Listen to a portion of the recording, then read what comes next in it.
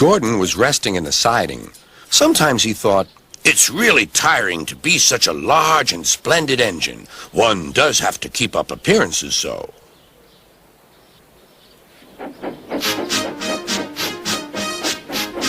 beep, beep, beep, beep. Hello, lazy bones, whistled Henry. What cheek, spluttered Gordon. That Henry is too big for his wheels. Fancy speaking to me like that. Me, who has never had an accident. Are jammed whistles and burnt safety valves accidents? Asked Percy innocently. No, indeed. High spirits. Might happen to any engine. But to come off the rails like Henry did, well, I ask you, is that right? Is it decent? Then it was Henry's turn to take the express. Gordon watched him getting ready. Be careful, Henry. You're not pulling the flying kipper now. Mind you keep on the rails today.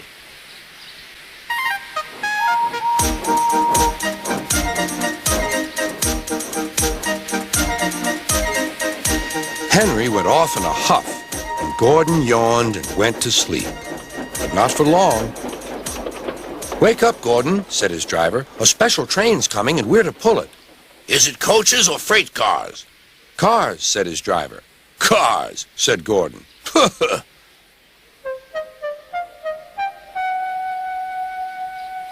Gordon's fire was slow to start, so Edward had to push Gordon to the turntable to get him facing the right way. I won't go! I won't go! Grumbled Gordon. Don't be silly! Don't be silly! Puffed Edward.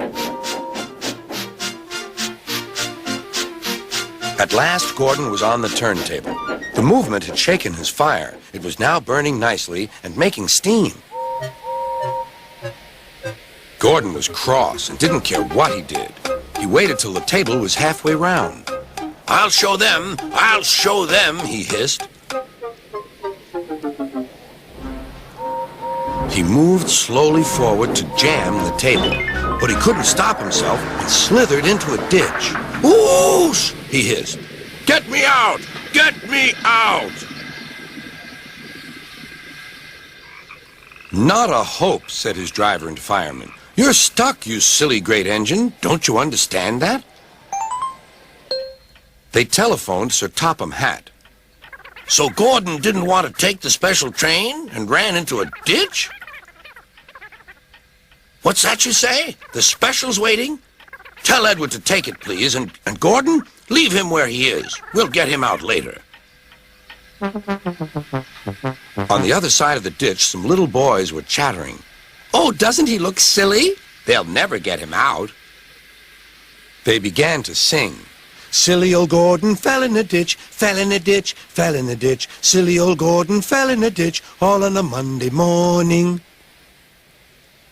Gordon lay in the ditch all day. Oh dear, he thought, I shall never get out.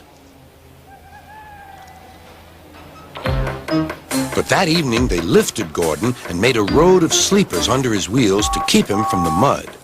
Strong ropes were fastened to his back end, and James, pulling hard, managed to bring him to safety.